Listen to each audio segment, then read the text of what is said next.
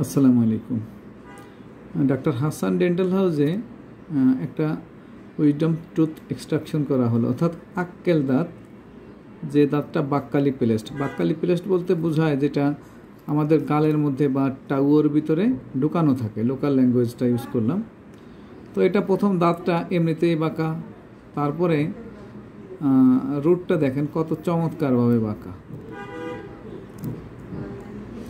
এখান থেকে যেটা ভুল হয়, যদি এখানে কোনো অনভিজ্ঞ ডাক্তার হন বা যাদের প্রযুক্তি জ্ঞান কম বা প্রযুক্তি আধুনিকতার সাথে যাদের সংযোগ নেই, তারাই দাঁতটা তুলতে গেলে ভেঙে রেখে দেবেন। তখন রোগীর ভোগান্তি এবং অর্থ অপচয় দুইটাই হয়।